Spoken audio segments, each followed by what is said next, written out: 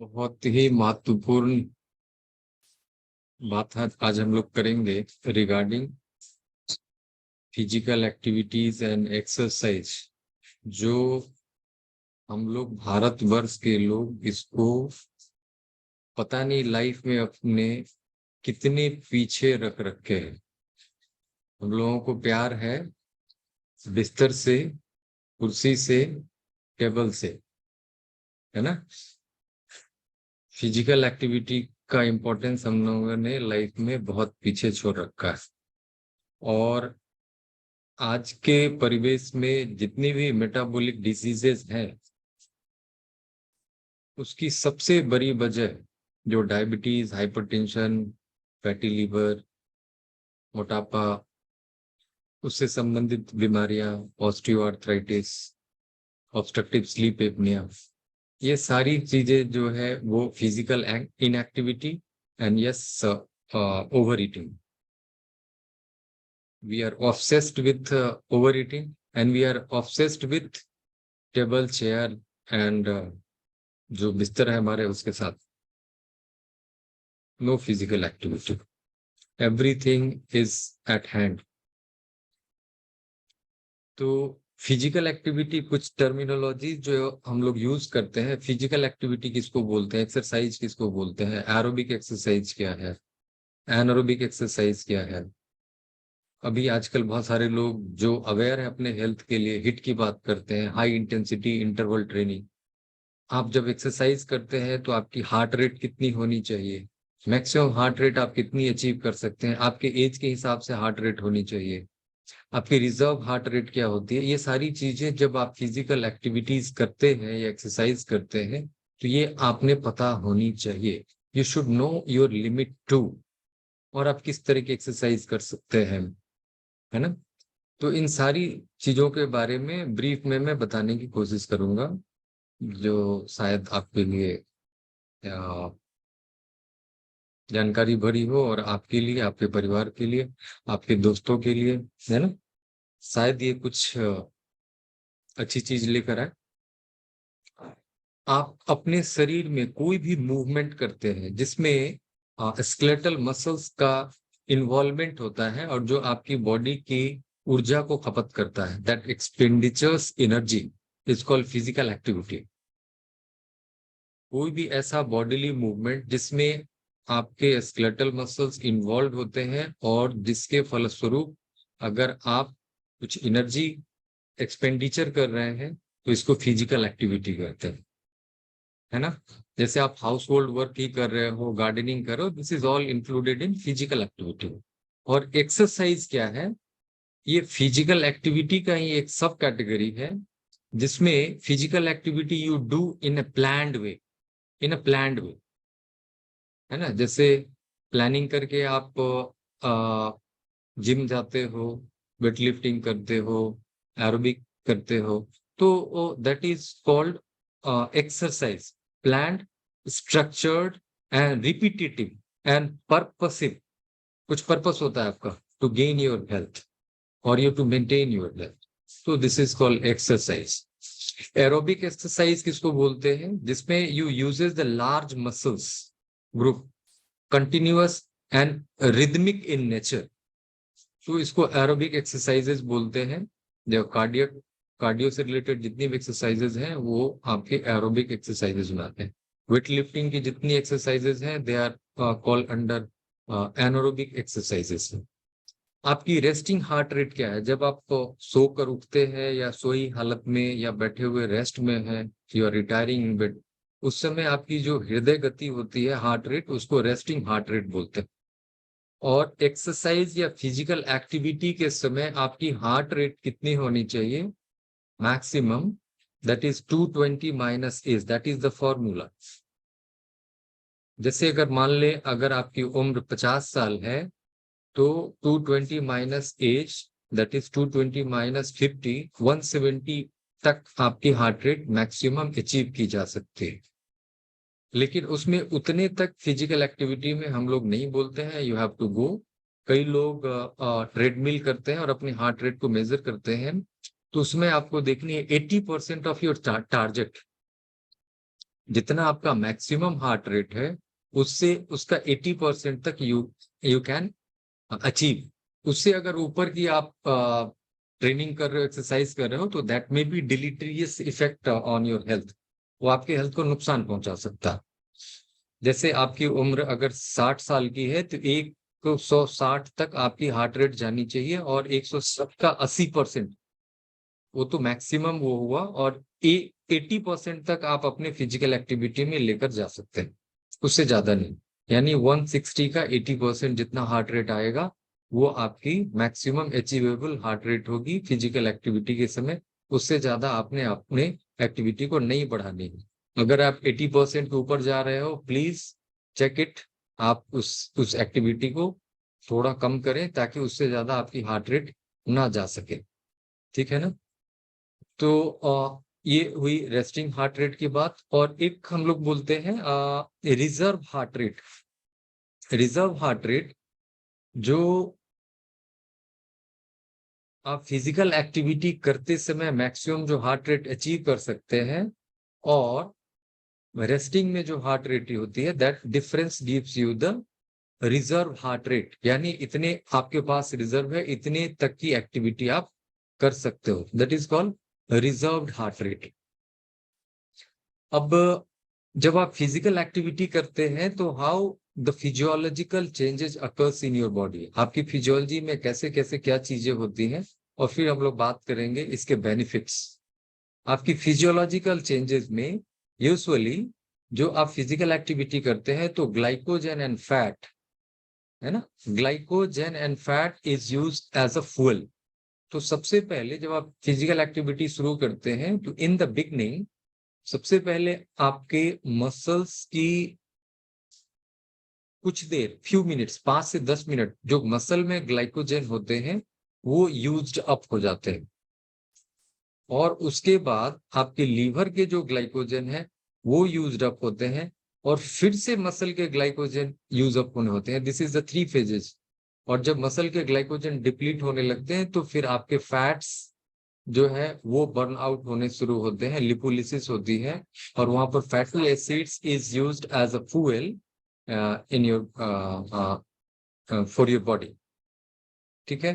तो जब आप फिजिकल एक्टिविटी करते हैं तो आप अपनी बीएमआर को बढ़ाते हैं, बेसल मेटाबॉलिक रेट, जो हम लोगों ने पहले ही बात कर रखी है कि बीएमआर क्या होती है। और अगर आपने मॉर्निंग में फिजिकल एक्टिविटी करी तो आपने बीएमआर को राउंड द क्लॉक 24 आवर्स बढ़ाकर रखी। अगर थोड़ी बहुत कैलोरी एक्स्ट्रा भी कंज्यूम की तो दैट कैलोरीज और glucose is internalise inside the skeletal muscles and adipose tissues. यानी उसको ब्लड में बढ़ाकर नहीं रहने देगा। बीएमआर बढ़ाकर रखने का यही फायदा है। जब आप फिजिकल एक्टिविटी करते हो तो आपकी बेसल मेटाबॉलिक रेट बढ़ जाती है राउंड द क्लॉक, जिसकी वजह से अगर आपने ग्लूकोज लिया भी तो ज्यादा देर तक ब्लड ग्लूकोज बढ़ाकर नहीं रखना है। In the form of fruits, veggies, जो भी आप लेते हैं सारी चीजों को ग्लूकोज में और फैट और प्रोटीन में चेंज होना है, whatever you take. Extra calorie अगर आप कार्ब का भी ले रहे हैं तो उसको फैट और प्रोटीन में ही जाकर बनना है। ठीक है ना?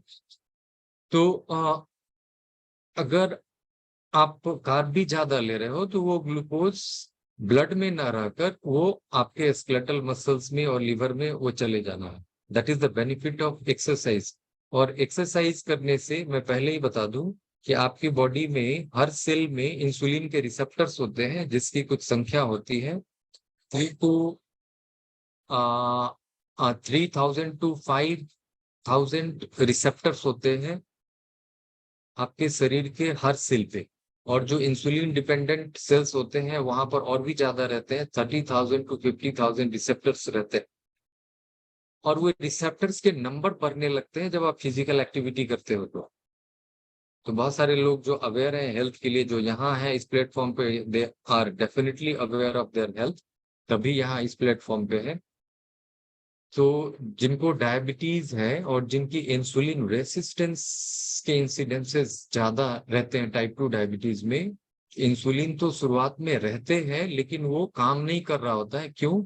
क्योंकि रिसेप्टर्स जो है वो सेल के अंदर डाउन रेगुलेट हो चुका रहता है।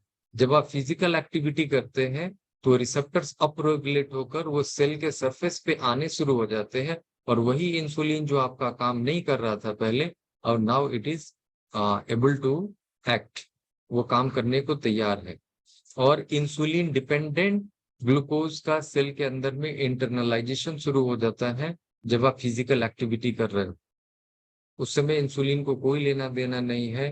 जब आप फिजिकल एक्टिविटी कर रहे हैं, वर्कआउट कर रहे हैं, तो जो एक्सेस शुगर है, जो रेंज होना चाहिए, जैसे बताते हैं हम लोग कि fasting blood sugar it should be less than 100 for normal person, and for post perineal खाना खाने के 2 घंटे बाद 140 के नीचे होना चाहिए।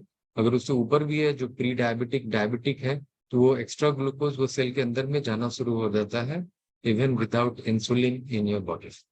So even in type 1 diabetic patient, they get benefit out of workout और physical activity. तो ये तो हो गई फिजियोलॉजी की बात। अब ये फिजिकल एक्टिविटी से आपको बेनिफिट क्या मिल रहा है? एक्सरसाइज जो प्लान स्ट्रक्चर्ड रिपीटेटिव एक्टिविटी करे, इससे फायदे क्या मिलने वाले हैं, है ना? एक, जो हम लोग टॉक्सिन्स की बात करते हैं नेचर साइंस में, है ना, तो टॉक्सिन्स की जब आप मूवमेंट करते हैं, आपको मैं बता दूं कि आपकी बॉडी में 3 चैनल्स हैं, रूट्स टनल्स बोल सकते हैं। एक आर्टरीज है, एक वेन्स है, और एक लिम्फेटिक्स है ना?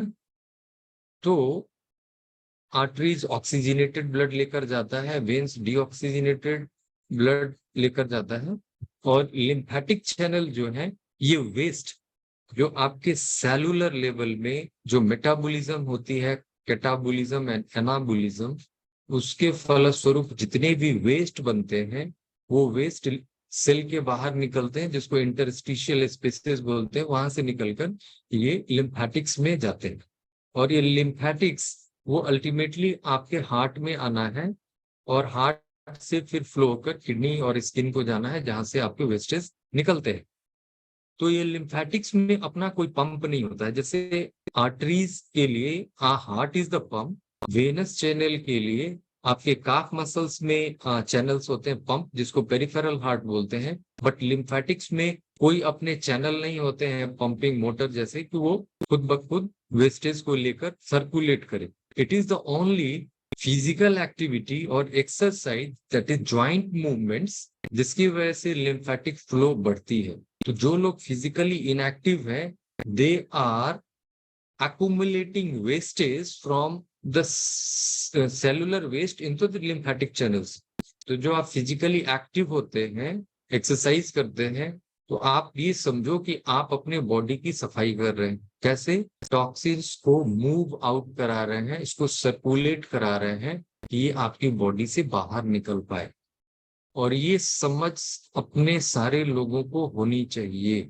ऐसा नहीं है कि आप नेचुरल डाइट खा रहे हो, रॉ डाइट खा रहे हो, yes it is high vibrational energy food, तो आपको कोई फिजिकल एक्टिविटी नहीं करनी है। Even it is going to, इसका भी मेटाबॉलिज्म होना है आपकी बॉडी में, और ये भी वेस्ट क्रिएट करेगी, और ये भी लिम्फेटिक चैनल में आकर जमा होंगे।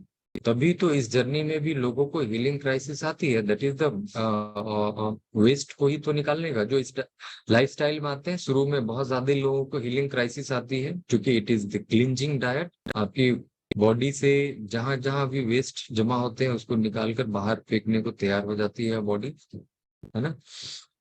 तो सबसे बड़ा फायदा फिजिकल एक्टिविटी का यही है कि आप लिम्फेटिक चैनल्स को मूव कर रहे हैं, वेस्ट को बॉडी से निकालकर बाहर करने की कोशिश कर रहे हैं। This is the one and the biggest benefit. Any जितनी भी बात मैं करूंगा उसमें सबसे ज्यादा, ठीक है? और मैं बता दूं कि आफ्टर 40 इयर्स ऑफ एज आपकी बोन मिनरल डेंसिटी कम होनी शुरू हो जाती है। 40 साल के बाद आपके बोन्स वीक होने शुरू हो जाते हैं। This is normal physiology. अगर आपके बोन के हेल्थ को मेंटेन रखना है, तो फिजिकल एक्टिविटी करनी होगी, क्योंकि it makes you resilient, maintains bones and muscle health. क्योंकि 40 साल के बाद आप अपनी बोन डेंसिटी को लूज करने वाले हैं। बहुत सारे लोग डॉक्टर्स के पास जाते हैं, तो उनकी बीएमडी कराते हैं, बोन मिनरल डेंसिटी, है ना? उसमें पता चलता है कि you are in osteoporotic range, तो फिर विटामिन डी एंड कैल्शियम लेते हो। वो तो आपको फायदा देगा, but physical activity keeps your bone health and muscle health good. और आप फिजिकल एक्टिविटी करते हैं, स्पेशली ओल्ड एज में स्ट्रेचिंग एक्सरसाइजेज, जो ओल्ड एज में जो बहुत कॉमन होता है, फॉल की हिस्ट्री और फ्रैक्चर फीमर, फीमर के नेक या intertrochanteric fracture is very common. तो आपके फॉल के चांसेस कम हो जाते हैं और फ्रैक्चर की रिस्क जो है वो कम हो जाती है। So please keep you moving, keep you moving. Physical activity or exercise should be the part and parcel of your life. ठीक है? It improves cardiovascular health and cardiovascular health को कैसे improve करता है मैं आपको बता दूं। सारे लोग जानते होंगे, यहाँ ऐसे भी लोग होंगे जिनकी फैमिलीज में लोगों को हार्ट अटैक हो रखी होगी। कोरोनरी आर्टरी डिजीज, क्या बोलते हैं हम बोलचाल की भाषा में, blockage. Where is the blockage? Blockage in the coronary arteries. तीन मेन कोरोनरी आर्टरी होती है, right coronary artery, left anterior descending coronary artery and left circumflex coronary artery. तो ज्यादातर ब्लॉकेजेस जो है, जिसको एथेरोमेटस प्लैक बोलते हैं, वो इन्हीं जगहों में होती है। ठीक है ना? अब इसमें जो फैट के अकुमुलेशन होने शुरू हो जाते हैं, जिसकी वजह से खून की नलियां पतली होती चली जाती है और ब्लड का सर्कुलेशन कम होने लगता है। तो मैं बता दूं, physical activity it increases angiogenesis, नए ब्लड वेसल्स स्प्राउट, जैसे स्प्राउट में आप स्प्राउट बनाते हैं, सफेद सी डंठल निकल आती है, वैसे ही physical activity it forms new vessels in your heart. Bypass खुद ब खुद, जब हार्ट की प्रॉब्लम आती है, कई लोगों ने सुन रखा होगा ये बाईपास सर्जरी करनी होती है, ये नेचुरल बाईपास बोलते हैं। जब आप फिजिकल एक्टिविटी करते हो तो नए हार्ट में वेसल्स खुद ब खुद बनने शुरू हो जाते हैं। This is the natural bypass. So keep you moving for natural bypass, है ना? लिमिटेशंस मैं बता चुका हूं कि आपकी हार्ट रेट कितनी होनी चाहिए। जिनको हार्ट की प्रॉब्लम पहले से है, they should not engage in the strenuous physical activity. They must consult their physician or cardiologist and custom their exercise plan कि उनको किस तरह की एक्टिविटी करनी चाहिए। प्लीज मेरे कहे से कुछ एक्स्ट्रा ना करने लगना और अपने को प्रॉब्लम में ना डालना। आपको फिजिकली एक्टिव रहना, एक्सरसाइज करनी है, but yes you ask your near and dear doctors, है ना, जो आपको प्लान करके देंगे। जिनको पहले से कार्डियक प्रॉब्लम है और हाइपरटेंशन की इश्यूज हैं, please meet their doctors for plan physical activity, आपके लिए क्या सही है ना? And definitely it increases your longevity. Exercise से आप अपनी आयु बढ़ाने वाले हो, क्योंकि ये आपकी बॉडी से वेस्ट को निकाल कर बाहर फेंकने वाला है। Recently I went through one physician who has celebrated 100 years of his life and he is still looking young, not looking 100 years. Or he drives his car even at night, है ना? रात को भी वो खुद independently without any driver he can drive his car. So yes, उनकी अच्छी सेहत का राज, yes he recommends vegetarian diet, whole plant based diet, not I am talking only raw, according to him, whole plant based diet, and yes, engage yourself in physical activity and be happy. Happiness is a key for good health. Enjoy your life, every moment, every moment.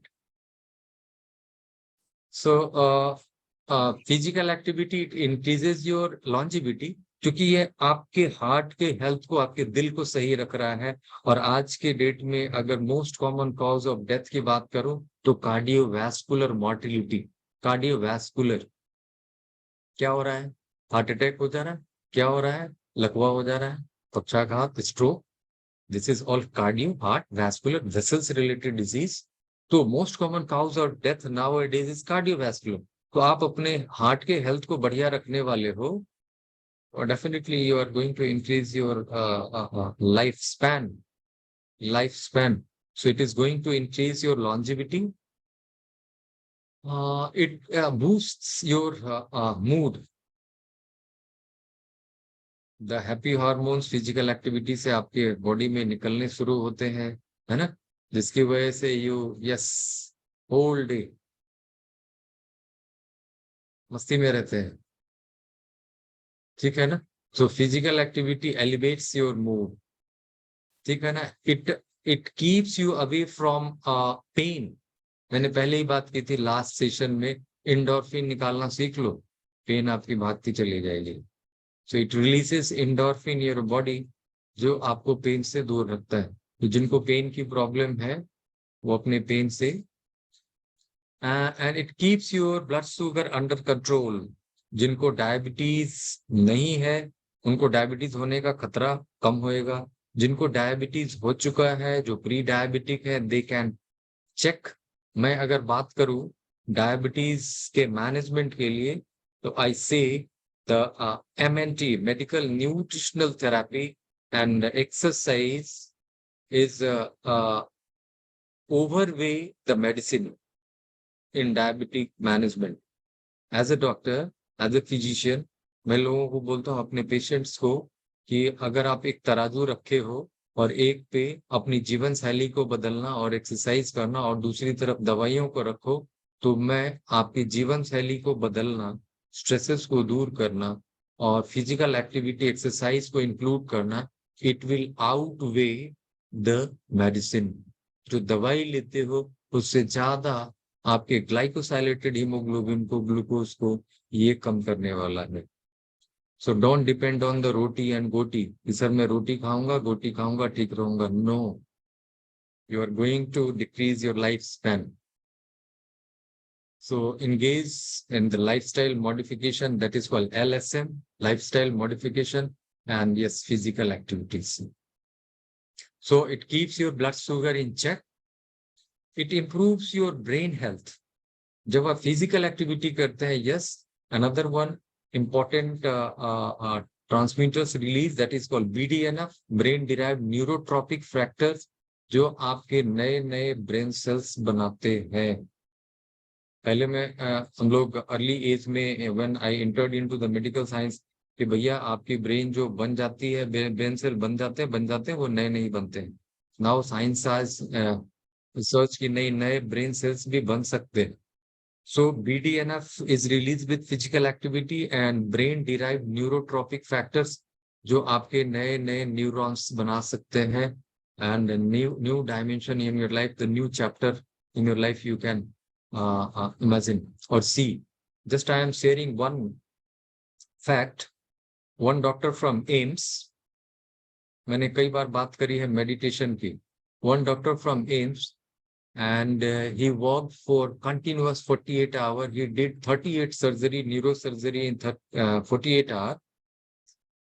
As he said in his interview, and in evening he returned home, और बैठे थे, he was not feeling well, उनकी mother ने उनको food सर्व किया, he didn't like कि मैं खाना खाऊं, फिर उनको आइसक्रीम दी गई, and the meantime he developed seizure, और उनको मिर्गी आने लगी, and he was found on the floor, और एम्बुलेंस बुलाई गई और उनको हॉस्पिटल ले जाया गया, और एक दिन के बाद उनकी मिर्गी नियंत्रण में आई, और जब वो होश में आए और उनकी बहुत सारी टेस्ट हुई, इमेजिंग हुई, उनके ब्रेन में बहुत सारे मासेस थे, and that masses were tuberculosis, है ना, ब्रेन की ट्यूबरकुलोसिस बीमारी आई, और उनके सैंपल्स भेजे गए आपको अमेरिका, और वहां से उनकी बीमारी पता की गई कि इनको MDR ट्यूबरकुलोसिस है, मल्टी ड्रग रेसिस्टेंस। और जबकि ये बात है, उस समय 19 मेडिसिन वेयर अवेलेबल, और उस 19 मेडिसिन में से 18 दवाइयां काम नहीं कर रही थी, that was drug resistance, only one medicine was applicable and it was working. और उनको उस इंजेक्शन के सहारे और बहुत सारी दवाइयां एंटी कन्वर्जन के सहारे उनका इलाज चल रहा था। 6 महीने कुछ ठीक ठाक रहे, और फिर से उनके ब्रेन में वो चीजें बढ़ने लगी। उनको लगा कि मेरी लाइफ की बैटल खत्म हो रही है, but he didn't lose his hope,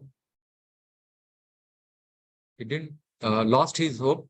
और फिर he started doing meditation early morning, और meditation and medicine, these two things gave him new life. और ये घटना है जब वो 30, 32, 33 साल के रहे होंगे, and now he is 50+ and is living life happily. And जब हम लोग ऐसे पेशेंट देखते हैं multi drug resistance, as physician honestly speaking, I usually say नहीं, बहुत दिन जिंदगी इनकी नहीं है, and he is out of. और 1-1.5 साल बाद उनकी फिर से न्यूरो इमेजिंग हुई, कहीं कोई लीजन नहीं हुआ, और आज तक कभी वो बीमार ना पड़े हैं, कोई तकलीफ नहीं हुई. So yes, lifestyle modification and meditation, these are the two things that can do miracle in your life. You can write your destiny. You can write your destiny and future. You own. That I am doing in my life. And अगर मैं ऐसा कर सकता हूँ, तो you all are born with the same capabilities as human. So it improves your brain health. It relieves stress. है ना? पहले ही मैं बता चुका हूँ कि it lowers your risk of fall and yes recurrent जो फ्रैक्चर्स होते हैं ओल्ड एज में. और जब आप फिजिकल एक्टिविटी करते हैं, यस यू फील टायर्ड. बिस्तर में जाते ही कब नींद आ गई पता ना चला, है ना? So your sleep becomes better, sound deep sleep. And already discussed कि आपके पेन को कम करने वाला है फिजिकल एक्टिविटी. पेन एंड एक्स जो होते हैं, एंडोर्फिन आपकी बॉडी में निकलते हैं, that is endogenous pain killer, endogenous opioids. और मैंने पहले ही बताया है कि जो स्ट्रॉन्गेस्ट पेन किलर मार्केट में अवेलेबल है, उससे भी कई गुना ज्यादा ये पेन किलर आपकी बॉडी में काम करने के लिए ऊपर वाले ने दे रखा है. So please engage yourself in exercise or physical activity according to your limit. Don't go beyond the limit. The maximum time you can engage 90 to 100 minutes in a day. अगर उससे ज्यादा आप दे रहे हो कि यहाँ डॉक्टर साहब ने बात की फिजिकल एक्टिविटी की, चलो 24 घंटे फिजिकल एक्टिविटी का, not, it is not like that. आपको maximum you can go for 90 to 100 minutes. If you are going beyond 100 minutes, ऐसा नहीं है कि 100 मिनट से ज्यादा करोगे तो आपको ज्यादा फायदा मिलने वाला है बॉडी. सो बहुत ज्यादा नहीं, 90 to 100 मिनट्स, 1 से 1.5 घंटे हर दिन आप अपने शरीर के लिए निकालें फिजिकल एक्टिविटीज के लिए. स्ट्रेचिंग एक्सरसाइज जो है वो बहुत ज्यादा. और अभी एक नई बात आ रही है, हिट बोलते हैं, HIIT, that is high intensity interval training. High intensity, थोड़ी देर के लिए बहुत विगरस फिजिकल एक्टिविटी की, तुरंत से आपका टारगेट हार्ट रेट अचीव हो गया, फिर अपने को स्लो डाउन कर लिया, फिर नॉर्मल हार्ट रेट की तरफ आया. तो इसमें आपकी हार्ट और लंग जो है मैक्सिमम ऑप्टिमम बेनिफिट गेट करते हैं. You can explore your self. Those who can go for it, they can do it, will keep your. और जिनके पास वक्त कम हो, वो हिट के लिए जा सकते हैं. बहुत कम समय में ज्यादा कैलोरी बर्न आउट कर सकते हैं. It is not for those patients who are already diseased, जो पहले से हार्ट की प्रॉब्लम है, हाइपरटेंशन अनकंट्रोल्ड है, उनके लिए नहीं है. जिनको डायबिटीज है और लॉन्ग टर्म डायबिटीज है, और जिनको डायबिटीज रिलेटेड कॉम्प्लिकेशंस आ चुके हैं, उनके लिए ये हिट नहीं है. मैं उनके लिए हिट सजेस्ट नहीं करूंगा. लेकिन जो वर्किंग पीपल हैं, they are having no disease diagnose right now, और वो आगे भी जिंदगी में स्वस्थ रहना चाहते हैं, वक्त की कमी है, तो they can go for hit. कभी आपके पास भी वक्त ना हो, हर दिन की तरह 90 मिनट और 100 मिनट, 1.5 घंटे ना निकल पाए, तो यू कैन प्लान हिट. कम समय में ज्यादा कैलोरी बर्न करने का. जो आपके, अगर आप जिम जाते हैं तो आप अपने जिम ट्रेनर से भी पूछ सकते हैं, जान सकते हैं. हाई इंटेंसिटी इंटरवल ट्रेनिंग, जो कम समय में इवन 500 कैलोरीज तक आपको बर्न करके दे देगा. और जो स्ट्रेनस फिजिकल एक्टिविटी में होते हैं, मैंने पहले बताया, mild physical activity less than 370 calories burn करते हैं. मॉडरेट फिजिकल एक्टिविटी में आपकी 370 to 580 कैलोरीज तक बर्न कर पाते हैं. और strenuous physical activity 580 and beyond, उसके ऊपर की कैलोरीज बर्न कर पाते हैं. तो this is all for today from my side regarding physical activity, exercise, aerobic anaerobic exercise. उसमें भी बहुत सारी चीजें हैं, जैसे आइसोटोनिक एंड आइसोमेट्रिक. मैं इन सब चीजों के बारे में डिटेल नहीं जानना चाहूंगा, बस मैंने आपको फायदे गिनाए इसको जानिए। एंड अगर आप बीमार हैं तो अपने नजदीकी डॉक्टर से मिलिए। अगर आप जिम जाते हो, अगर आपको कोई तकलीफ है तो आप अपने जिम ट्रेनर से पूछिए आपके लिए क्या स्ट्रक्चर्ड फिजिकल एक्टिविटीज जो एक्सरसाइज बेहतर होगा, है ना।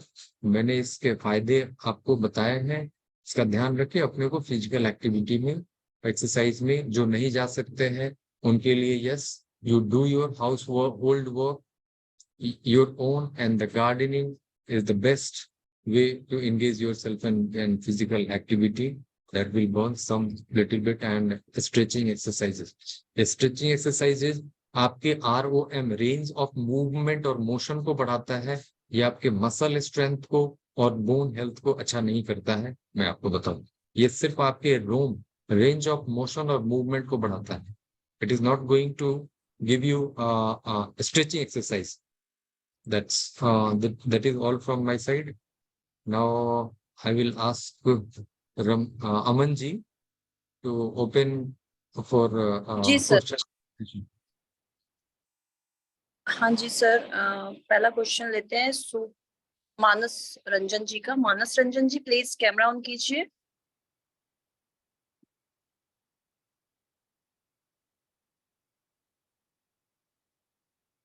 मानस रंजन जी, हाँ जी सर, आप क्वेश्चन पूछ सकते हैं अपना। अनम्यूट कीजिए अपने आप को सर, अनम्यूट कीजिए।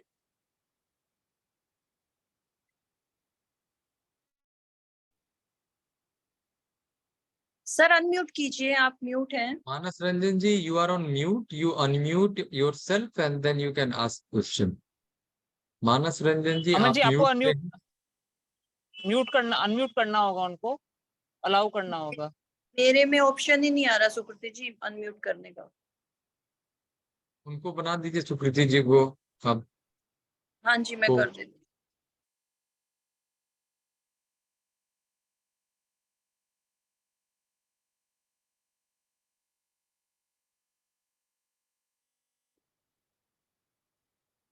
हाँ सुकृति जी, मैंने आपको होस्ट बना दिया, आप देखिए आपके ऊपर क्वेश्चन आ रहा है तो प्लीज कीजिए।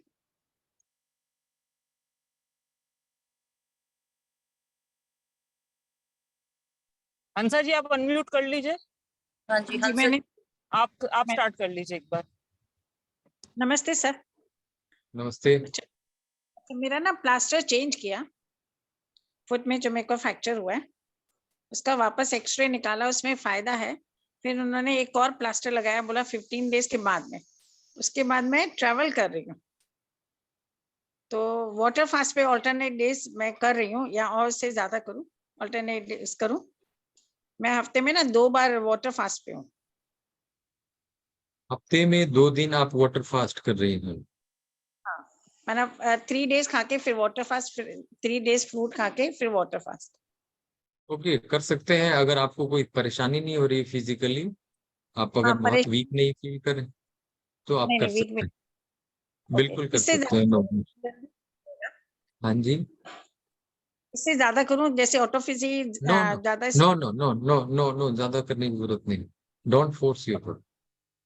ओके ठीक है, बस यही पूछना था। ऑटोफिजी जैसे मेरा ना जल्दी हील हो जाए, क्योंकि मेरे को ना नहीं, जल्दी जल्दी हील करने के लिए आप अगर 48 आवर्स का इन वन गो करते हैं, that will be more beneficial than 3 days.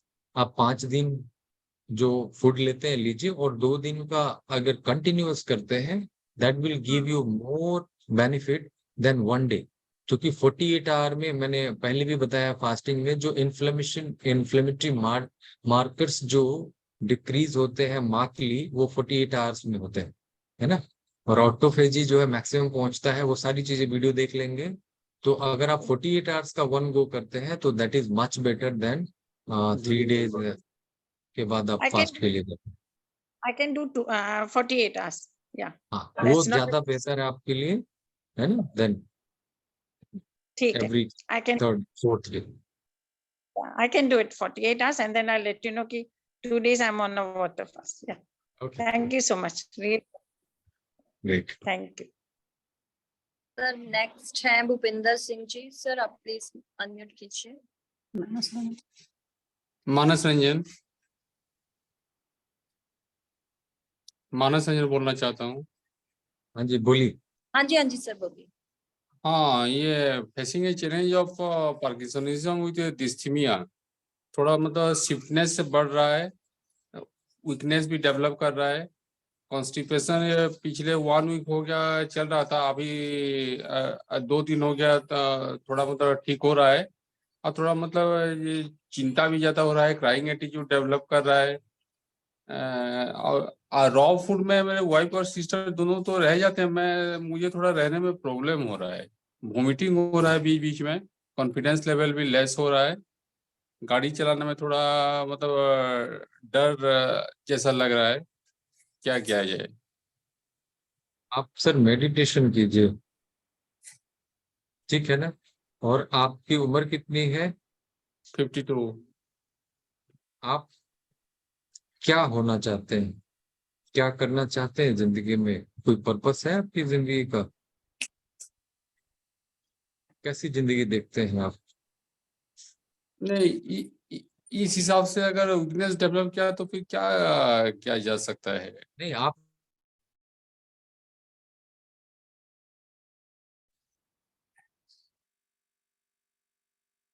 Weakness ज्यादा डेवलप कर रहा है ना। नहीं सुपर, नहीं सुपर। अच्छी होता रही।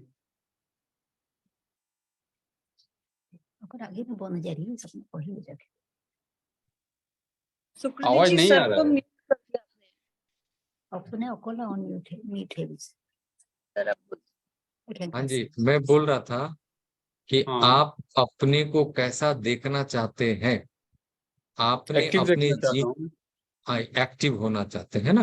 हाँ, तो ऐसी पहले जैसा एक्टिव था। बिल्कुल, बिल्कुल पहले जैसा या पहले से भी बेहतर? पहले से भी बेहतर बेहतर हो तो यस, और अच्छा।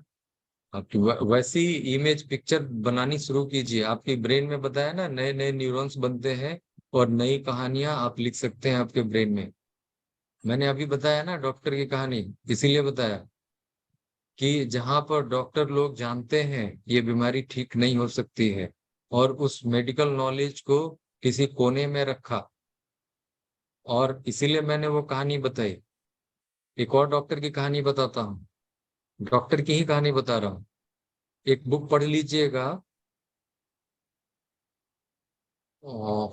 Kindly give me a time, few minutes, just I am telling you, sorry, anatomy of the illness, ये किताब पढ़ लीजिएगा। Anatomy of illness, anatomy of an illness, ये किताब पढ़ लीजिएगा। डॉक्टर की कहानी है, बिना दवाइयों के ठीक हुए हैं, ठीक है ना। रोमाटॉइड आर्थराइटिस, जो मेडिकल साइंस बोलती है लाइलाज बीमारी है, जिंदगी भर दवाई खानी पड़ती है, और रिमिशन रिलैप्स होते रहते हैं, और हाथ पैर की उंगलियां बिल्कुल टेढ़ी हो जाती हैं, बेड रिडन हो जाते हैं लोग, है ना। पार्किंसन में। और बिना दवाइयों के ठीक हुए, एनाटॉमी ऑफ एन इलनेस, पढ़ लेंगे ये बुक, है ना। ज्यादा लंबी चौड़ी नहीं है, 100 पेजेस से भी कम होंगे, इसको पढ़ के देखेंगे, बड़ा मजा आएगा। आप अपने को, है ना, अपनी जिंदगी की मूवी पिक्चर तो दिखाइए, मेडिटेशन कीजिए और उसमें देखिए अपने आप को आप कैसे हो रहे हैं। मैंने आज अपना एक स्टेटस डाला है, मैं बता दूं आप लोगों को, मैंने अपने व्हाट्सएप में एक स्टेटस डाल के रखा है। How you think today determines how you will live tomorrow. How you think today determines how you will live tomorrow. तो आपने अपनी सोच ही बस आज तक में लिमिट करके रखी है, तो मैं आज कमजोर फील कर रहा हूं, तो शायद आगे भी इससे भी ज्यादा कमजोर होता जाऊंगा, ठीक है। तो इसको हाँ, अच्छा भोजन दें, थिंकिंग की यस, कल मेरा बहुत बेहतर होने जा रहा है, हेल्दी एनर्जेटिक यंग मैं होने जा रहा हूँ, हेल्दी एनर्जेटिक यंग, ठीक है ना। एक यस। डॉक्टर ने ऐसे ही बुक लिखी है, एक बंदे को ऐसे ही पार्किंसन डिजीज थी, और उन्होंने यस लाइफस्टाइल मॉडिफाई करके और मेडिटेशन करके पार्किंसन बीमारी को बहुत पीछे छोड़ दिया, कोई दवाई की जरूरत नहीं पड़ी, ठीक है ना। तो अपने को देखें, मेडिटेशन करें, और मेडिटेशन के लिए मैं कई बार बोलता हूँ, जितनी उम्र है उतने मिनट आपको साइलेंस में बैठना है, साइलेंस में बैठना है, और ये एक दो दिन की कहानी नहीं है रेडीमेड पिल्स की तरह कि सिर दर्द हो रहा है चलो एक पेन किलर ले लिया और काम पे चल दिए, है ना। वक्त लगता है, बहुत सारी गंदगी कचड़े हम लोगों ने अपने दिमाग में बचपन से डाल के रखे हैं, उसको पहले खत्म करना होता है तब नई चीजें ब्रेन में जाती है और अच्छे होंगे। अगर आपको मैंने बताया ना अभी डॉक्टर साहब की कहानी, उन्होंने अपनी होप नहीं छोड़ी, अपनी बिलीफ को चेंज किया और मल्टी ड्रग रेसिस्टेंट ट्यूबरकुलोसिस जैसी बीमारी को ठीक करके हराकर he is living happy healthy life. ठीक है ना। हाँ तो प्लीज आप अपने को मोटिवेटेड रखें कि मैं ठीक हो रहा हूँ, मैं ठीक हो रहा हूँ, मैं ठीक हो रहा हूँ, मैं बीमार हूँ। ये बीमारी शब्द को निकाल के भेज बाहर कर दे। ये बीमारी शब्द हम लोग जब यूज करते हैं ना तो बीमार का ही पिक्चर आता है, हॉस्पिटल की पिक्चर्स दिमाग में आने लगती है। और मैं ठीक हो रहा हूँ, मैं स्वस्थ हूँ, तो स्वस्थ वाली इमेज बनने लगती है। ब्रेन जो है ना, सबकॉन्शियस माइंड, वो स्वस्थ वाली इमेज बनाने लगता है और वो एक दो दिनों में नहीं जाती। प्लीज अगर आप ये नहीं कर सकते हैं तो फिर मैं कोई मदद, मैं बोलता हूँ लोगों को, ईश्वर भी उन्हीं की मदद करते हैं जो स्वयं की मदद करना चाहता है। आप अपनी हाँ मदद करें, ऊपर वाले आपके साथ होंगे। सर ये उभार का सिम्टम दिखा रहा है क्या? क्योंकि वो रॉ जर्नी में तो आधा तक रहते हैं, ग्रीन यस, जूस ये पीते हैं। इसमें अभी इन्होंने कहा मैं रॉ पे नहीं रह पाता हूँ, उन्होंने इसको नहीं एक्सेप्ट नहीं नहीं किया। मैं नहीं नहीं मैं नहीं इनकी रह सारी बात, नहीं रह पाते हैं, लेकिन 12 बजे तक पूरा ग्रीन जूस सुबह 8-9 बजे लेते हैं, 12 बजे फ्रूट्स खाते हैं, उसके बाद फिर 2-3 बजे अपना लंच ले लेते हैं, कुक फूड। वही तो मैं बोल रहा हूँ कि ये रह नहीं पाते, इन्होंने खुद कहा है कि मैं रह नहीं पाता हूँ। जी तो वो तो आपको खुद करके देखना होगा ना। टॉक्सिन्स निकालने के जब रास्ते नहीं दोगे, है ना, बंद करके रखोगे और चाहोगे, और मैंने पहले कहा ये रेडीमेड सॉल्यूशन नहीं है। मैं चौथे साल इस जर्नी में हूँ, तब जाकर ये बढ़िया हो पाया हो जो आप लोगों के सामने हो। 3 साल तक मैं समझो कि वनवास और एकांतवास में था, बहुत कम लोगों से मिलता था, बहुत कम लोगों से बातें करता था। बस क्लिनिक की, वो भी मोस्टली मैं घर पे ही क्लिनिक किया करता था, क्लिनिक जा भी नहीं पाता था। ठीक है ना। और अभी 3 साल वक्त लगे, ये रेडीमेड नहीं है कि 3 दिन में किया और सारी चीजें बीमारियां निकल के चली जाएंगी। आपकी वाइटलिटी कैसी है, आपकी पॉजिटिव थिंकिंग है या नहीं, आप अपने को स्वस्थ देख रहे हो या नहीं देख रहे हो, है ना। ये 2 दिन 3 दिन की रेडीमेड फिक्सिट की कहानी नहीं है, क्विक फिक्स कि बस कोई चीजें टूट गई और उसमें क्विक फिक्स डाल दिया, जुड़ गए और निकल गए, है ना। ये 2-4 दिनों की कहानी नहीं है। तो अगर मेडिटेशन के लिए थोड़ा गाइडेंस कहाँ जाएं, कि प्राण चिकित्सा लें, कि घर पर ही सब शुरू करने से बेटर होगा? क्योंकि नेगेटिविटी बहुत बढ़ गया है, अभी नेगेटिविटी के बारे में आप मैं बोले तो ना। यही मैं मैंने यही बात की कि आप अपने को तो अपने रास्ते ब्लॉक करके रखे हो, अपने आगे की दिन देख ही नहीं पा रहे हो, आज में ही सिमट के रह गए हो। अपना फ्यूचर देखने को बोलो कि आप अपने को आगे कैसा देखते हो, पता नहीं। मैं तो हर दिन मेडिटेशन करता हूँ और 100वां बर्थडे मना रहा होता हूँ अपनी मेडिटेशन में। सेलिब्रेशन है कई लोगों के साथ, अपने दोस्तों यारों के साथ। वो मेरे बर्थडे केक पर जो है 100th बर्थडे सेलिब्रेट कर रहा होता हूँ। आप अपने को दिखाओ ऐसी पिक्चर्स, आप ठीक होते जाओगे। ठीक है ना। ठीक है sir, thank you. Welcome, God bless you. Sir next time Bhupinder ji. नमस्कार डॉक्टर साहब। नमस्ते सर। सर मैं थोड़ा सा हास्यप्रद क्वेश्चन डालूंगा। My age is 70 years. My constant weight in my good health was around 80 kg. And due to last 5 years कुछ पेट का प्रॉब्लम चला तो I have lost lot of weight and 65 पर आकर कांस्टेंट हो गया। अभी मैं रिकवर कर गया हूँ। अभी क्या है कि मैं ये इसके बीच में इंटरमिटेंट फास्टिंग बहुत किया हूँ। अपना ये 18 घंटा 6 घंटा इंटरमिटेंट फास्टिंग किया हूँ। अब मैं फिजिकल एक्सरसाइज का शुरू से करता रहा हूँ, एयरफोर्स में भी मैंने बड़े डिफिकल्ट कोर्सेज किए हैं, जैसे हाई एल्टीट्यूड वॉरफेयर, कमांडोज, जो लोग डरते थे वैसे कोर्स मैं करने के लिए दौड़ के जाता था।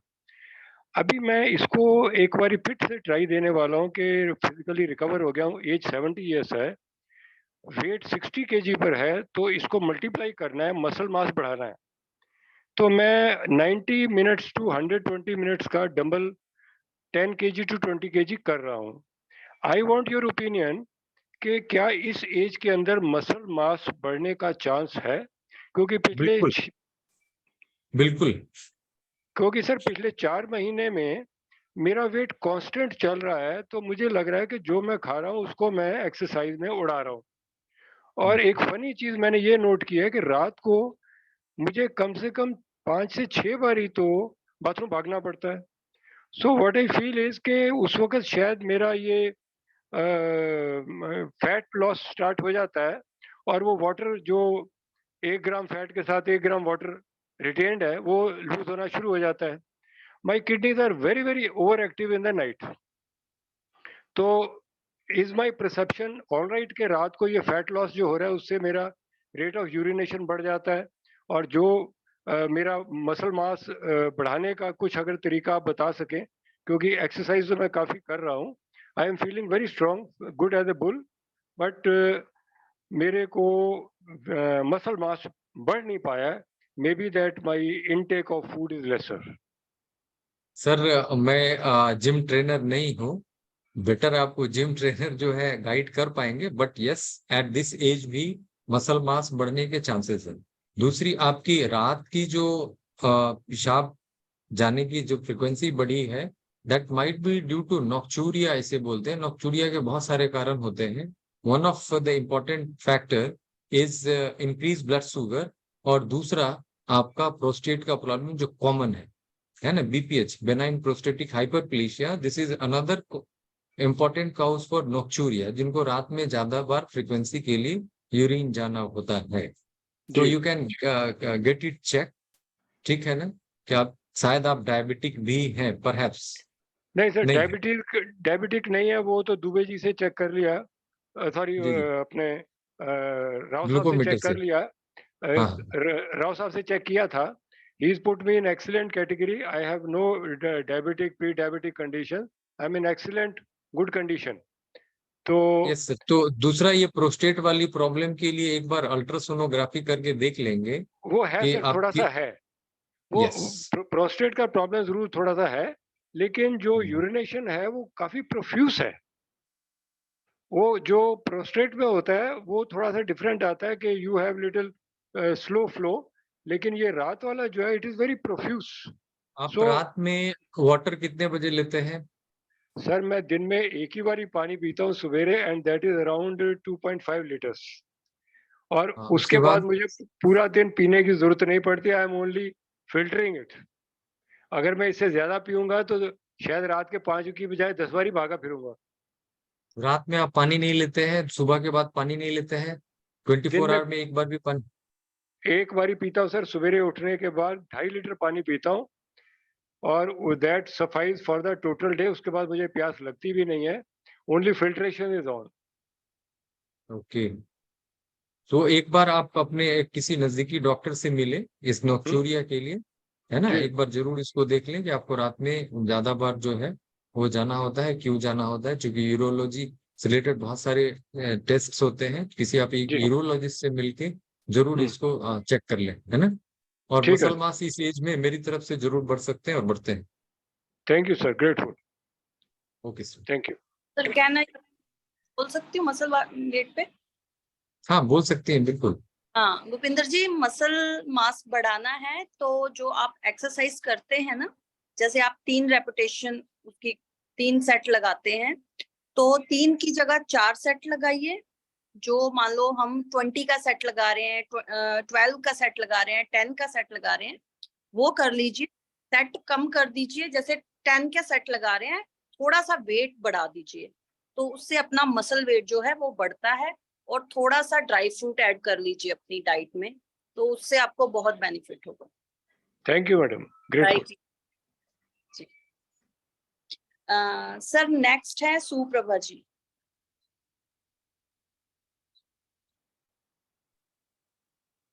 Good evening sir.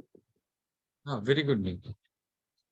सर मुझे पूछना था, आपने जैसे एक्सरसाइज के बारे में बात की, तो बहुत सारे लोग ऐसे प्री वर्कआउट पोस्ट वर्कआउट खाने के बारे में जो बात करते हैं, तो वो ज्यादा समझ में नहीं आता कि क्या करना होता है क्या नहीं करना होता है, तो एग्जैक्टली इसके क्या लिए आप करना है? अमन जी से बात कर लीजिए, वो ज्यादा आपको अच्छा गाइड कर पाएंगे, है ना? सर मुझसे होती है, नो और प्रॉब्लम। कुछ यू आर हैप्पी? मैं ठीक हूँ। Okay fine, best of your health. Thank yes, you sir. Good, thank ऐसे यू ही हंसते रहना बेटा। गुड, जी गॉड जी। ब्लेस। सर नेक्स्ट है दिलीप जी। दिलीप जी, हाँ जी, नमस्ते सर। Hello hello. हाँ सर बोलिए, दिलीप सर बोलिए आप। हेलो।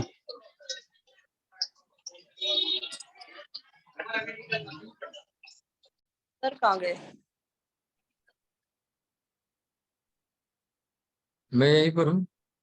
ओके ओके, आप दिलीप बोलिए जी आप Dilip ji. I think left हो गए। ठीक है, नेक्स्ट लेते हैं। प्रभा जी आप बोलिए प्लीज। नमस्ते सर। नमस्ते। B12 भी कम हो गया, D3 भी कम हो गया, वो कम B12 हो गया 2 तो रिप्लेस करना है इसको, ये तो मैं तो बोलता सर ही हूँ कि कम हो तो रहा है तो इसको रिप्लेस करना है। हाँ, तो अब इसका लिए क्या करना है सर? मैं मेथाकोबाल ले रही हूँ, तो है ना, इससे मेरे को सारे दिन बहुत गैस्ट्रिक और वो जी घबराना। इंजेक्शन ले ले, और इंजेक्शन ले ले। कौन सा ले सर? मेथिकोबाल का ही मिल जाएगा या न्यूरोकाइंड इंजेक्शन ले ले। तो उससे सर शरीर में वो जकड़न और वो सब तो नहीं होगी ना, कुछ जैसे नहीं इसके होगी। कारण हो रही है? पहले कभी मेथाकोबाल इंजेक्शन लिया आपने सर लाइफ में? मैंने कभी इंजेक्शन लिया? कभी नहीं?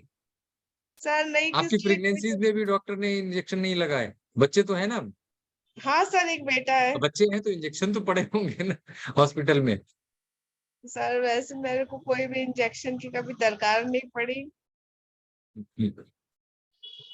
अगर टैबलेट से दिक्कत हो रही है, गैसेस बन रहे हैं, होते हैं कुछ कुछ लोगों को, इसलिए मैं लो डोजेस के लिए मेथिकोबाल और मिथाइल कोबालामिन के ज्यादातर लोग वो 250-250 माइक्रोग्राम की बात करते हैं। मैं इसलिए मिनिमम डोज में 500 की ही बात कर रहा हूँ कि बस उतने ही मिलीग्राम के आप माइक्रोग्राम के टैबलेट लो, है ना? हाई डोजेस में और भी दिक्कत होती है। ठीक, तो अगर आपको गैसेस की प्रॉब्लम हो रही है तो आप इंजेक्शन से इसको रिप्लेस कर सकते हैं। सर मैं कुछ कहना चाहूंगी इसमें, प्लांट बेस्ड और B12 भी प्लांट आता बेस्ड, है सर। हाँ प्लांट बेस्ड B12 भी अवेलेबल है कुछ कंपनीज के, आप अमेजन पे देख लेंगे। और नेचुरल सोर्सेस में yes, moringa leaf and wheat grass और सम स्प्राउट्स।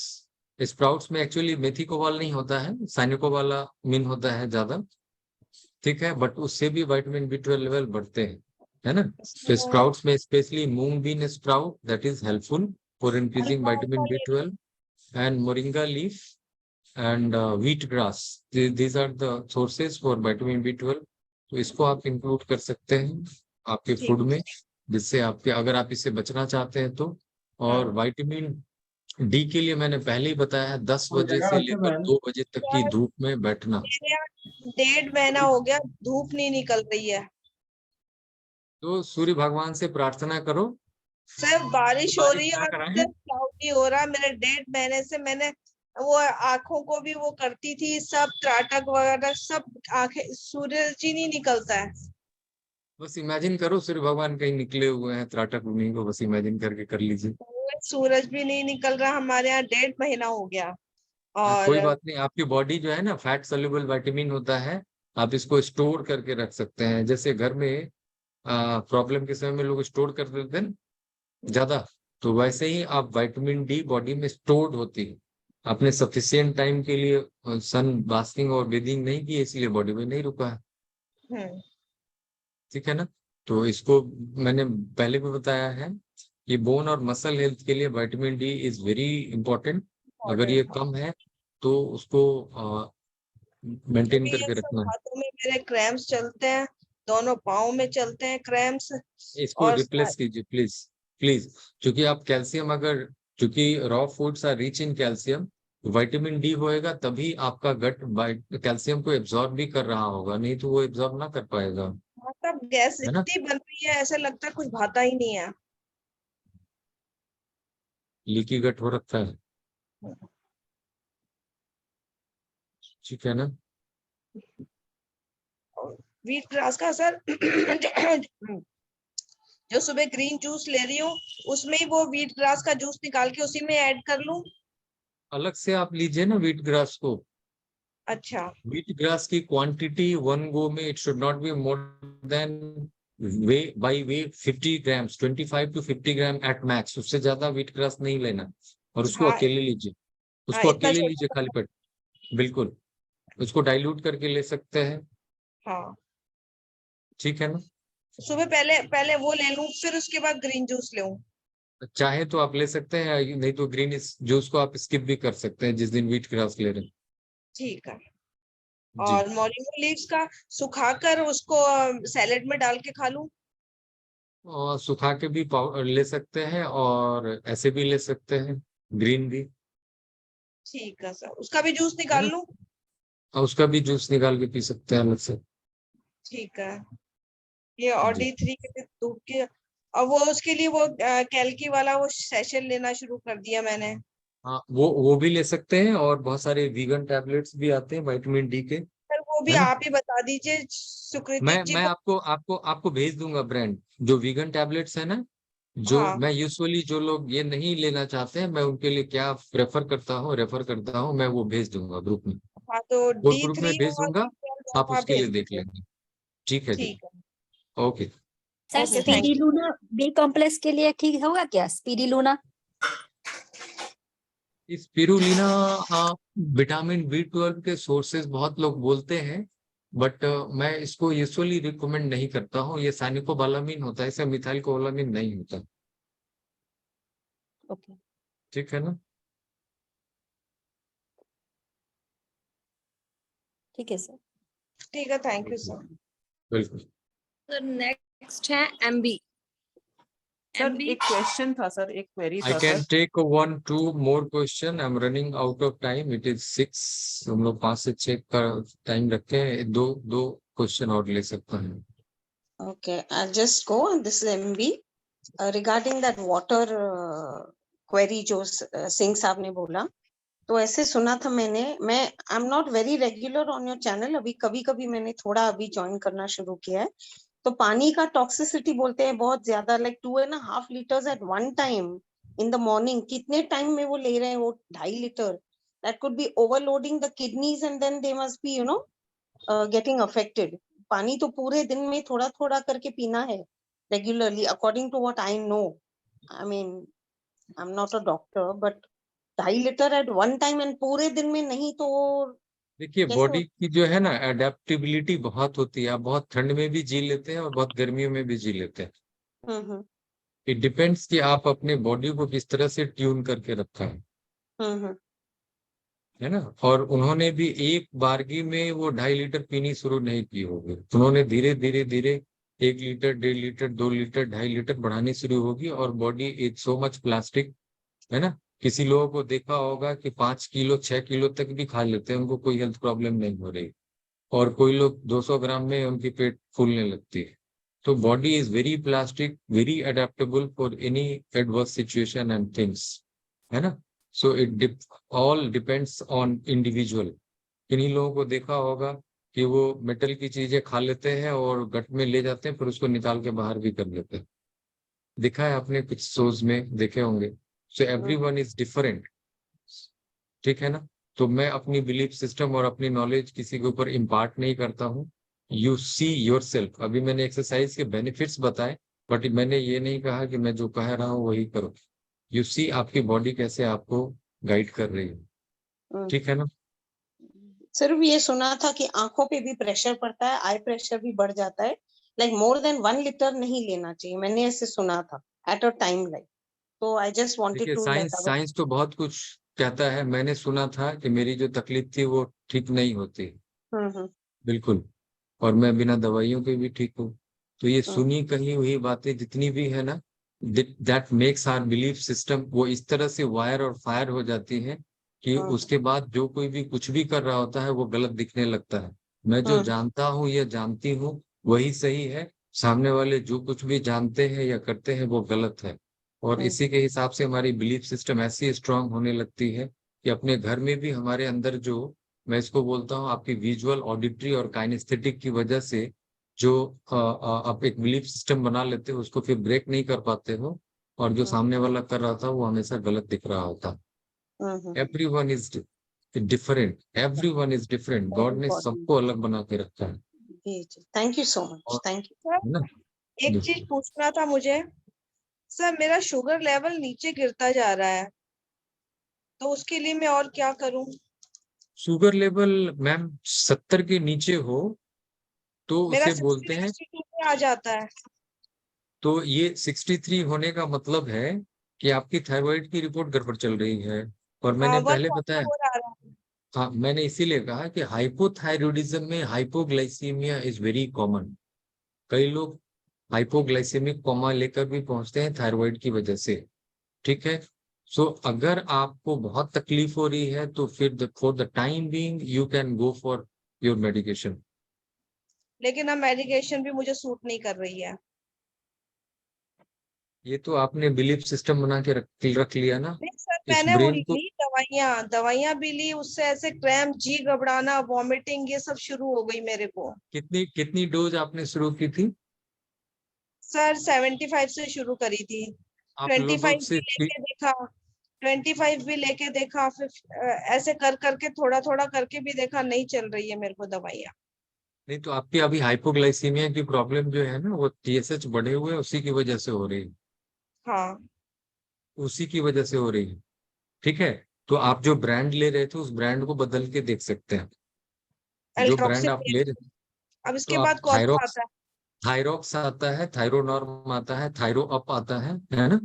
तो आप ये सारी चीजें लेकर देख सकते हैं, इनमें से कोई भी पहले से किसी शुरू करेंगे। थायरो नॉर्म, थायरो अप, है ना?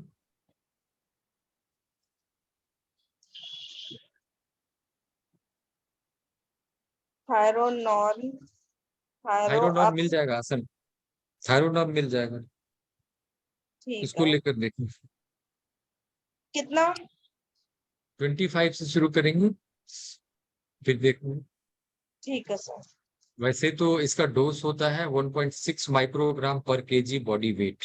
अगर कोई सिम्टोमेटिक पेशेंट है थायराइड के, according to ATS American thyroid society guideline, वो बोलते हैं you have to start with, अगर सिम्टोमेटिक है तो 1.6 माइक्रोग्राम पर KG body weight, that should be the ideal dose. ठीक है, लेकिन आपको चूंकि टॉलरेट नहीं हो रहा है इसलिए मैंने लो डोज से जाने के लिए बोला। ठीक है, ठीक है, हाँ जी, थैंक यू। सर नेक्स्ट है Hansa Lani ji. Good afternoon sir. जी वेरी गुड आफ्टरनून। सर मैंने आई एम 49 ईयर्स ओल्ड और अभी मैंने फरवरी से तकरीबन जुलाई के अंदर 4 से 5 महीने या 6 महीने के अंदर काफ़ी अपनी डेस्टिनी चेंज की है और अपने आप को मोटिवेट करके अपनी लाइफस्टाइल को काफ़ी चेंज किया हूँ। तो मुझे ये जानना था सर कि 10 साल पहले मुझे हार्ट का प्रॉब्लम हुआ था और डायबिटीज़ भी हुआ था, लेकिन अब मैं इस पे काफ़ी काम कर रहा हूँ और मेरा HbA1c वगैरह काफ़ी बहुत अच्छा हो गया है। तो I started walking like 10,000 steps every day और अभी मैंने जिम भी शुरू किया हूँ मसल्स बिल्ड करने के लिए। तो खाली मुझे पूछना था सर कि मसल्स बनाने के लिए I have to go to the gym और मेरा जो 10,000 का वॉक है that is enough? No, 10,000 step walk is not going to increase your muscle mass. कभी नहीं। Okay. इसके लिए रेसिस्टेंट एक्सरसाइज इज इम्पोर्टेंट, है ना? जिसमें मैं बोलता हूँ isotonic exercises and isometric exercises, है ना? That increases your muscle mass. तो वो आपकी जिम में भी हो सकता है, जिम में ट्रेनिंग करके, होम जिम करके आप घर में भी कर सकते हैं। तो you take your training in the gym and then you can, अगर आपके पास फैसिलिटीज है तो होम जिम करके आप वहां भी अपने मसल मास को बढ़ा सकते हो। नहीं, already I started the dumbbell हाँ पिकिंग 10 डंबल, हाँ 10 वेट किलो का लिफ्टिंग, वगैरह। मसल मास बढ़ाने के लिए आपको वेट लिफ्टिंग करनी ही होगी, तो वीक अदरवाइज में नॉट 3 दिन is okay, 5 days, since 5 days 5 because days, I since I have gone through the heart problem 10 years back, but मैं अच्छा हूँ, अभी तक कोई प्रॉब्लम नहीं है। 5 days, 5 days। आप अपने फिजिकल एक्टिविटी को बढ़ाने से पहले आप अगर हार्ट की प्रॉब्लम है तो अपने कार्डियोलॉजिस्ट से जरूर मिल लें और उनसे एडवाइस जरूर ले लें। और मैंने हार्ट रेट की बात करी है, टारगेट हार्ट रेट क्या होनी चाहिए, 1/220 माइनस एज, और उसमें भी आपको उतने तक नहीं जाना है, 80% ऑफ द टारगेट अगर उतने तक अचीव हो रहा है किसी भी फिजिकल एक्टिविटी से, उससे बियॉन्ड आप अपनी एक्सरसाइज को ना बढ़ाएं। एक और sir, can I run, I mean run मैंने स्टार्ट कर दिया हूँ, तो can I run, it will effect on the heart? हाँ मैंने बताया रनिंग में यू माइट हैव आपने घड़ी पहन रखी होगी डिजिटल, जी। जिसमें वो हार्ट रेट आपका बता रहा होता है। जैसे आपने बताया यू आर 49, सो रफली यू आर 50, तो 220 माइनस 50 आपकी हार्ट रेट 170, 170 का 80% जितना आ रहा है उससे ज्यादा हार्ट रेट ले जाने वाले फिजिकल एक्टिविटी को ना करें। अगर आप रनिंग कर रहे हैं और आपकी हार्ट रेट 170 का 80% जो भी आ रहा है उससे ऊपर आपकी हार्ट रेट नहीं जानी चाहिए, इसका ध्यान रखेंगे। उससे अगर ज्यादा हार्ट रेट जा रही है तो आप अपने हेल्थ को खराब करने जा रहे हैं। ओके, ठीक थैंक है, यू सर, सिर्फ थैंक इसका यू सो ध्यान मच, रखें। Okay, thank thank you, God bless you. Thank you sir, good. Sir time है? हाँ जी बोलिए, क्वेश्चन और। सर मेरा सबकी तरफ से ये क्वेश्चन है, जैसे कई लोग होते हैं वो ये रो जर्नी भी नहीं कर सकते हैं, फ्रूट डाइट भी नहीं कर सकते हैं ना, नॉर्मल जैसे वो लोग खाना खाते हैं, तो अगर वो 16 हॉर्स वाली विंडो फॉलो करते हैं तो उनका ये वाला लाइफस्टाइल भी अगर अपनाते हैं, बाकी वो सब जैसे कुक्ड खा रहे हैं या नॉर्मल जो भी खा रहे हैं, तो उनको बेनिफिट होगा? उनके लिए यस बिल्कुल बेनिफिट होगा। 16 आवर की फास्टिंग करें and they can go for 2 meals in a day, उससे ज्यादा नहीं। ओके, मतलब वो उसको ब्रेकफास्ट कर लें या लंच? टू लंच और डिनर, 16 आवर्स की फास्टिंग करी उन्होंने, लंच किया और डिनर किया, इस बीच में वाटर छोड़कर कुछ ना डालें बदन में, बॉडी में, मतलब फूड के रूप में कुछ नहीं होना चाहिए, 0 कैलोरी। कैलोरीज 2 टाइम जाएंगी, 2 टाइम्स वो 8 आवर्स का विंडो होगा 2 कैलोरीज के बीच में, ठीक है ना। और इसमें please go for salad always. आप कुक मील ले रहे हैं, ओके इट्स फाइन, बट बिना सैलड के आप उसको नहीं खाएं। You should meet the demand of fibres, क्योंकि raw food is rich in fibre, जो हम लोग बात की है 28 to 35 gram of calorie fibres आपके फूड में जरूर होने चाहिए टू हैव गुड हेल्थ। तो आप कुक फूड को, जिनको कोई एलिमेंट नहीं है, कोई बीमारी नहीं है और वो अपने को स्वस्थ रखना चाहते हैं, है ना, तो मैं कुक फूड को भी इंजॉय करना चाहता हूँ या चाहती हूँ, तो वो 16 आवर्स की फास्टिंग करें, ठीक है, 2 कुक मील लें, उस 2 कुक मील के अलावा no tea, no coffee, nothing, no calories in between, 0 calories, है ना। 0 कैलोरीज आपको का अगर कोई ड्रिंक मिलता है, मुझे नहीं मालूम, जैसे कोई लोग बोलते हैं ग्रीन टीज या उसमें कैलोरीज नहीं रहती हैं कुछ, तो 0 calories things you can enjoy, no calories in between 2 meals. और उसमें रॉ सैलड जरूर होना चाहिए। कुक मील का पोर्शन कम हो तो ज्यादा अच्छा है। अगर आपके वेजीज और salad if it make 70 to 80% of your plate, it's okay, 20 to 30% अगर आपका कुक मील है, इट्स ओके, फाइन, गुड, आप जा सकते हैं, आगे बीमार नहीं होंगे। और सर जैसे लंच डिनर तो हो गया, और ब्रेकफास्ट में फ्रूट्स और जूसेस ऐसे कुछ ऐड कर नहीं, सकते? कुछ नथिंग, नथिंग, कुछ नहीं, बस दो मील लेनी है बस। ये 16 ज्यादा घंटे की टफ फास्टिंग, हाँ ज्यादा टफ हो गया, नहीं रेस्ट्रिक्शन ज्यादा हो गया हमारे लिए तो फ्रूट और सैलेड्स मतलब लोग चलिए वो उन पे डिपेंड है कि वो कर पाए या ना हाँ, कर पाए। वो कैसी जिंदगी जीना चाहते हैं, ठीक है, जी हाँ जी। वो कर सकते हैं। और जो और भी अच्छा होना चाहते हैं, एक मील जो है फ्रूट सैलेड का कर लें, और एक मील वो 8 घंटे का विंडो देकर एक मील कुक मील का कर लें ठीक है। With salad. एक मील आप फ्रूट्स ले लिया, सैलेड ले लिया, नट्स ले लिया, सब इकट्ठे बैठ के खा लिया, और दूसरी मील जो है कुक मील का कर लिया, 8 घंटे का विंडो देकर, वो भी कर सकते हैं। डॉक्टर सर भारती मेरा आप एक इसमें एक लास्ट क्वेश्चन था सर इसी पे। एक्चुअली एक पार्टिसिपेंट ने मुझसे पूछा था कि उनको म्यूकस बहुत फॉर्म होता है, हाँ, तो उन्होंने अभी तो मेरे कहने पर पारुल दूध जी, सब बंद कर मैं दिया है। आपको यहाँ मैं आपको यहाँ इंटरप्ट करूंगा। मैंने किसी ने एक वीडियो में क्वेश्चन डाला था, सर आप म्यूकस पे एक जरूर वीडियो बनाइए। हाँ जी, तो हाँ। नेक्स्ट वीडियो जो मैं सेशन शेयर करूंगा, I will talk on mucus only, okay कि हम लोगों की बॉडी में म्यूकस क्यों बनते हैं ज्यादा। सर। किसी को बावल, हाँ जी बोलिए। सर वो मतलब म्यूकस का तो ठीक है, बट अभी उन्होंने स्टार्ट किया है ये डाइट म्यूकस फ्री के लिए, तो मैंने उनको बोला कि आप ये सारी फ्रूट ये सब चीजें अवॉइड कीजिए। तो फ्रूट में उनको केला बहुत पसंद है, लेकिन अभी केला भी उनको म्यूकस बनाता है, ऐसा मैंने देखा है, सब जगह पढ़ा भी है। तो केला अभी नहीं दूं ना, उनको मना कर दूं ना बिल्कुल, केले के लिए? देखिए जो स्टार्च रिच फूड है ना, जो ज्यादा स्टार्ची है, वो ज्यादा म्यूकस बनाते हैं बॉडी में। मतलब तो राइस फॉर भी? द जो ज्यादा स्टार्च वाले हैं ना, वो ज्यादा।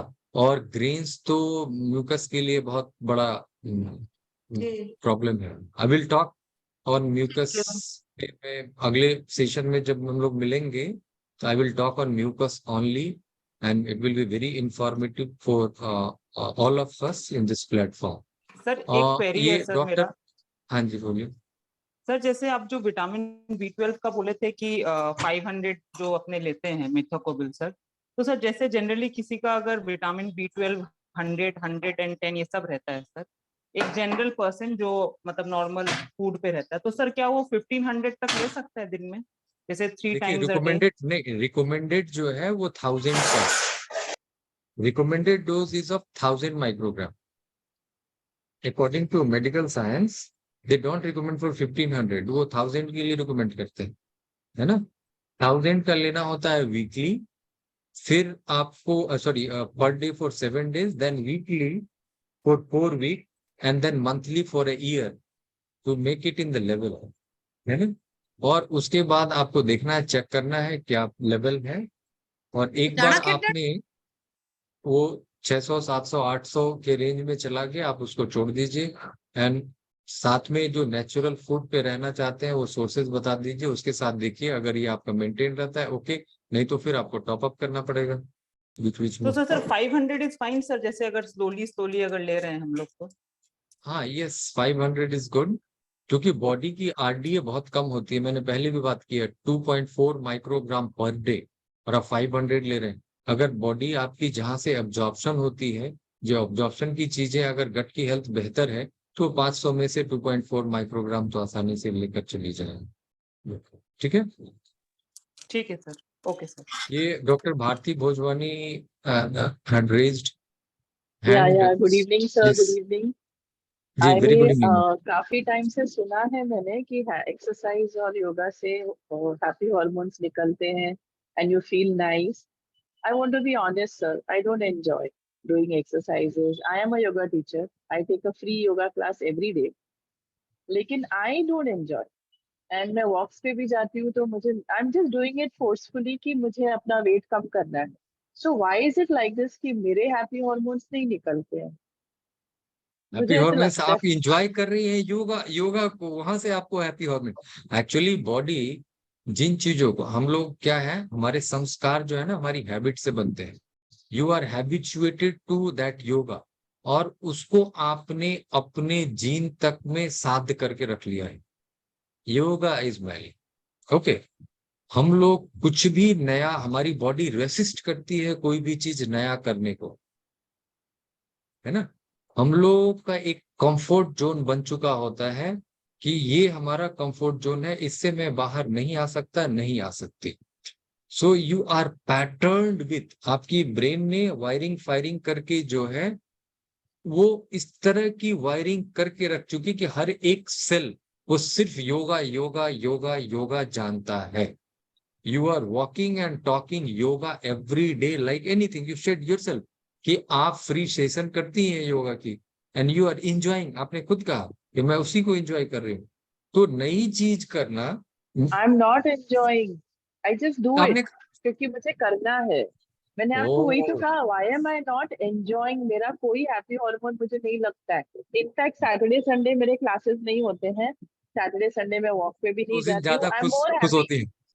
हाँ, एंड फिर मुझे ऐसे विचार आता है कि मैं मंडे टू फ्राइडे सब छोड़ दूं, लेकिन फिर तो वेट इतना ज्यादा है नहीं, तो तो आपको मेडिटेशन में बैठकर आपके इस एक्ट को वहां एंजॉय करना होगा, इसको पहले एंजॉय कराना होगा, तब वो बॉडी में आनी शुरू होगी। या I enjoy meditation, I take free तो मेडिटेशन क्लासेस आप आल्सो। आप मेडिटेशन में बैठते हैं ना, तो हाँ, उसकी एक मूवी बनाइए कि मैं इस योगा सेशन और फिजिकल एक्टिविटी को एंजॉय कर रही हूँ।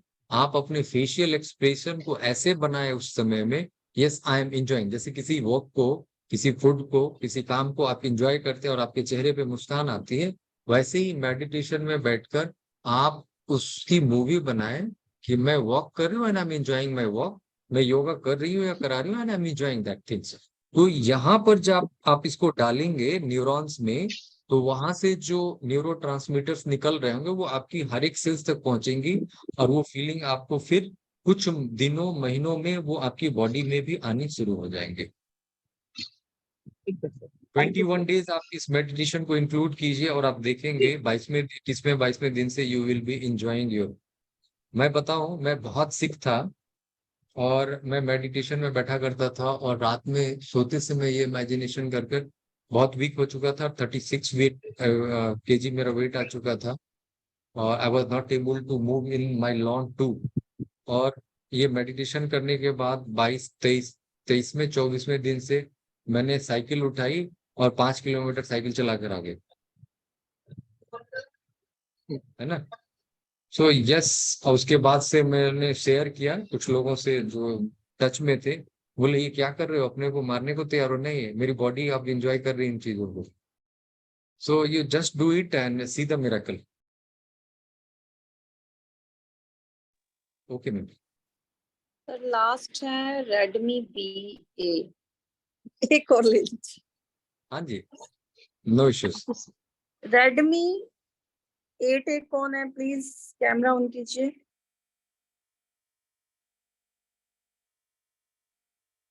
चलिए सर, आई थिंक उनके नसीब में चलिए कोई और सॉरी कोई और है तो उनका एक और आपकी तरफ से, आपने बोले एक और है, कोई और आज सवाल का गुरु पूछना मंत्र चाहते हैं? दे दीजिए सर।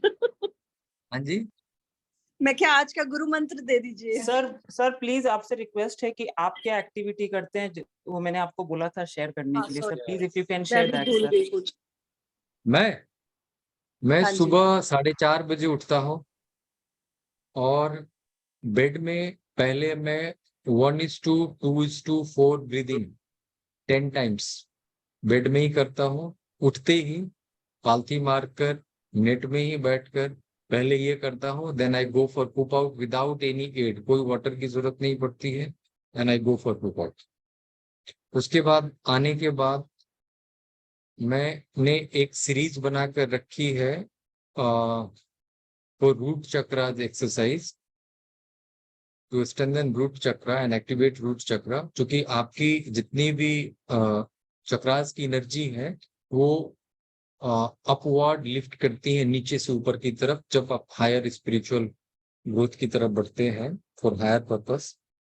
तो सबसे पहले उसी को एक्टिवेट करना होता है, तो उसकी एक सीरीज ऑफ एक्सरसाइज बना के रखी है जिसके लिए मुझे 9 से 10 मिनट लगते हैं, उसको करता हूँ। Then I sit in meditation.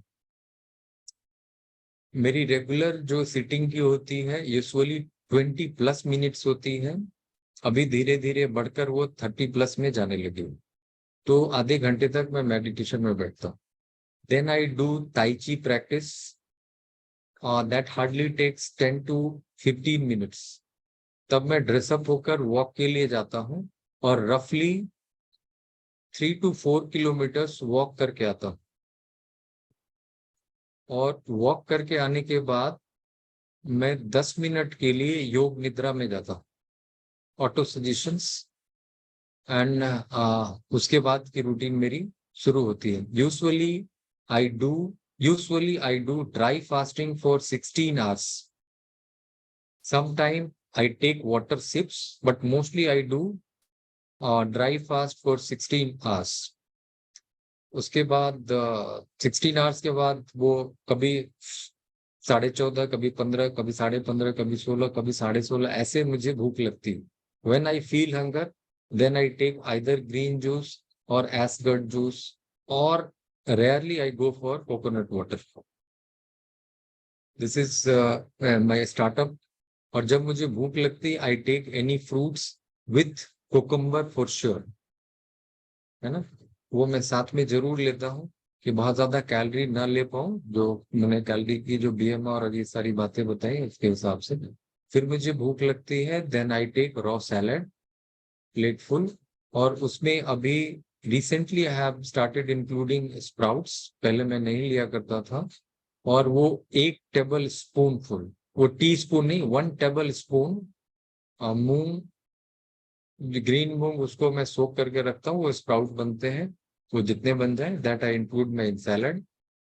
और साथ में 1 TSP of chia seed, that is soak for 6 to 8 hour, वो रहता है सैलड में। और सैलड में कुकुम्बर, टमाटोज रहते हैं, पील्ड, स्किन पील्ड रहते हैं, और साथ में उसके सीड्स हटे होते हैं।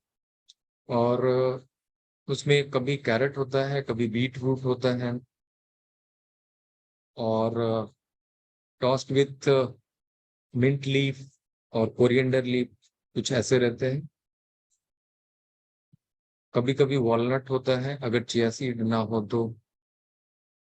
Rarely I use cashew nut अगर ये दोनों ना हो तो, और कभी कभी आलमंड होता है। आइदर ऑफ दीज सीड्स और नट्स में मैं कोई एक यूज करता हूँ। और आई टेक वाटर, पहले मुझे वाटर की रिक्वायरमेंट कम होती थी, बट जैसे जैसे मेरी फिजिकल एक्टिविटी बढ़ी है, मेरी वाटर रिक्वायरमेंट बढ़ी है। My body has started demanding more water. Nowadays I drink at least 2 to 3 liters of water in a day.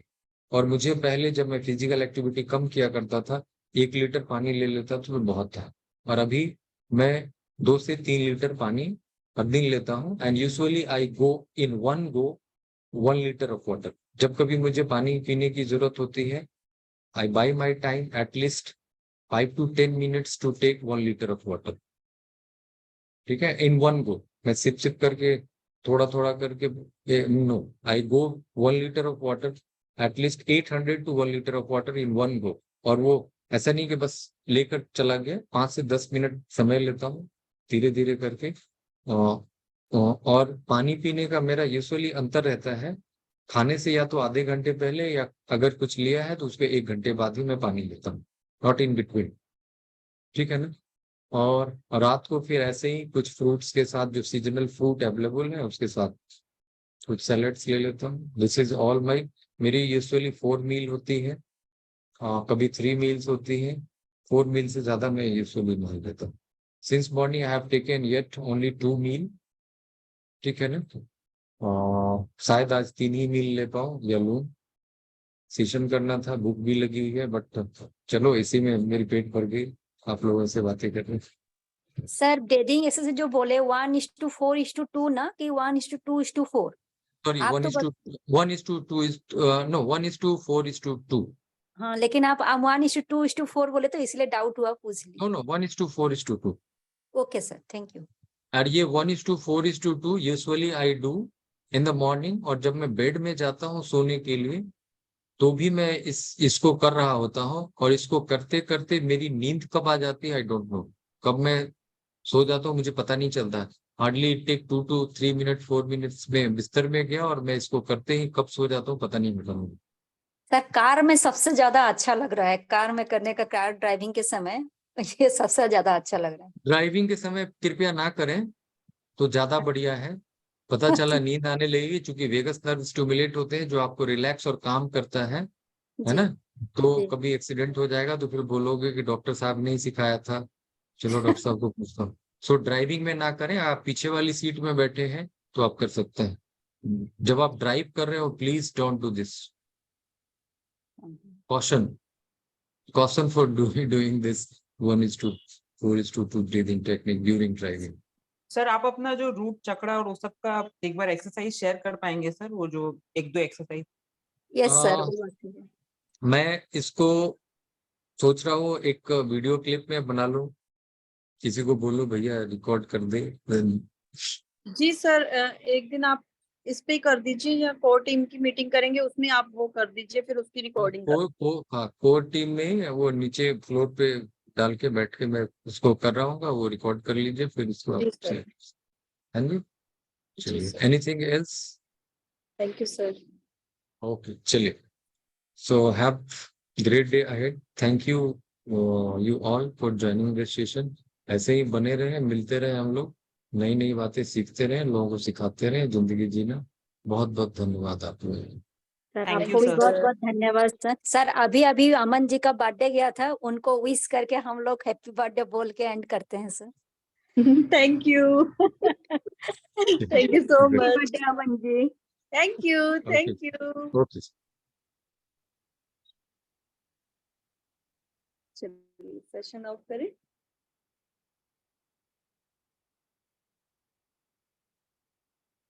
Parul ji session off करें। रिकॉर्डिंग बंद कर दीजिए। ओके जी, मैं रिकॉर्डिंग बंद कर रही हूँ। भारती हेलो भारती जी। कहना चाह रही हूँ। हाँ जी, हाँ जी।